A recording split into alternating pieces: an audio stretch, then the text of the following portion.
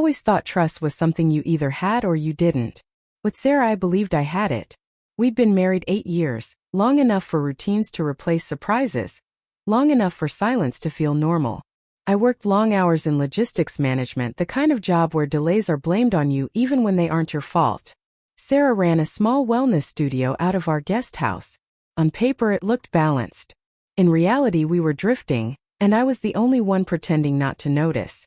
The house we lived in wasn't flashy, but it was mine. Bought before the marriage. Paid off with years of overtime and missed weekends. It had a gated backyard, high hedges, and a hot tub I barely used anymore. Sarah loved it. Said it helped her reset. I didn't ask too many questions.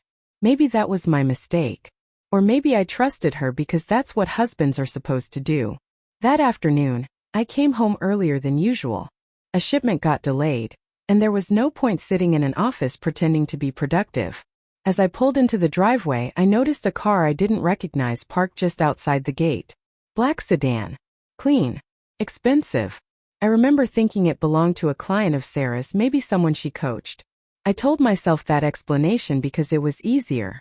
I walked through the house quietly, dropped my keys on the counter, and headed toward the back. The sliding door was open. Steam curled into the cool air. I heard laughter. Not the polite kind. The kind that comes from comfort. Familiarity. That's when I saw them. Sarah was in the hot tub. Not alone. A man sat close to her, his arm resting along the edge behind her shoulders like it belonged there. She was leaning toward him, smiling in a way I hadn't seen in months. It wasn't dramatic. No scrambling. No shock. Just two people who didn't expect to be interrupted. For a second I felt nothing. No anger. No shouting. Just a quiet click in my chest, like something important had finally locked into place. I didn't say a word. I didn't clear my throat. I stepped back slowly, walked around the side of the house, and closed the heavy iron gate. I turned the key until it caught. Then I took out my phone and made one call. Not to her. Not to him. To someone who could end this cleanly. I sat in my car after that call, hands resting on the steering wheel, listening to my own breathing. The gate behind me was locked. The yard was sealed. Not to trap anyone, people always imagine that, but to stop the instinctive escape. I knew what happens when guilt meets opportunity. People lie better when they can run. My phone buzzed once. On my way, the message read. Short. Professional. Exactly what I needed. I went back inside the house and poured myself a glass of water. My hands were steady. That surprised me. I'd always assumed this moment, if it ever came, would break me in half. Instead, it felt like clarity. Like the end of a long argument I'd been having with myself. After a few minutes, I heard movement outside. The laughter had stopped, replaced by confused voices. A pause. Then Sarah's voice, sharper now. She was calling my name. I didn't answer. I didn't owe her an explanation yet. She'd had months, maybe longer, to prepare her story. I wasn't going to help her rehearse it. There was a knock at the front door. Firm. Controlled.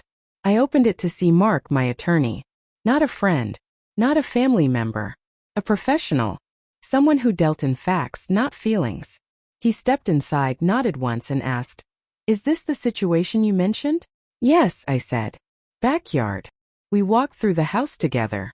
I could hear Sarah's voice rising as we approached the sliding door. Panic has a sound. It cracks at the edges. When she saw me, her face went pale. When she saw Mark, it collapsed. "Who is this?" she asked, trying to pull the towel tighter around herself. "My lawyer," I said. "Calm. Even. You can stay where you are." The man in the tub stood up slightly, unsure what to do. He looked at Sarah, waiting for instructions. That told me everything I needed to know about their dynamic. He wasn't some mastermind. Just another person who believed the version of her that benefited him. Mark spoke then. Not loudly. Not aggressively. He explained that the property was solely in my name. That any guests were there at my discretion.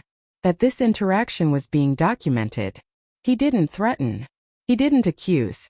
He simply laid out consequences the way gravity lays out a fall. Sarah started crying. Real tears finally.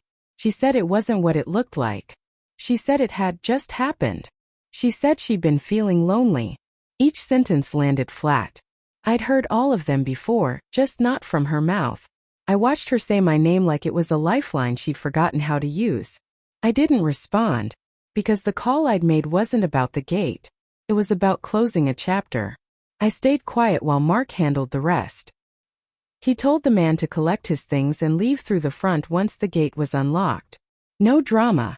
No confrontation. Just a clear end. The man avoided my eyes the entire time. He looked relieved more than ashamed, like someone who'd wandered into the wrong room and was grateful to find the exit. When the gate opened and closed again, the backyard felt empty in a way it never had before. Sarah was still there, wrapped in a towel, sitting on the edge of the hot tub like the heat had drained out of her along with the lie.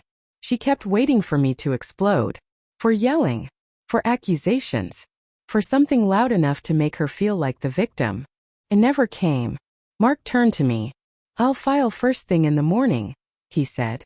"Given the circumstances, this stays clean." I nodded. That was all.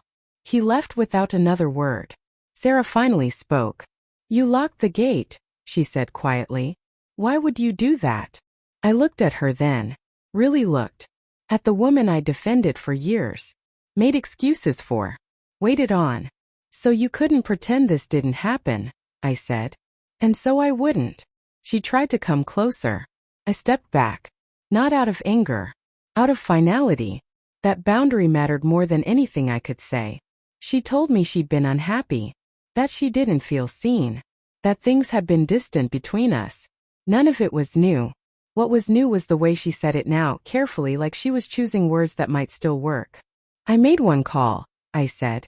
"Not because I wanted revenge. Because I wanted the truth documented before it got rewritten." That's when it hit her. Not the affair. Not the gate. The call.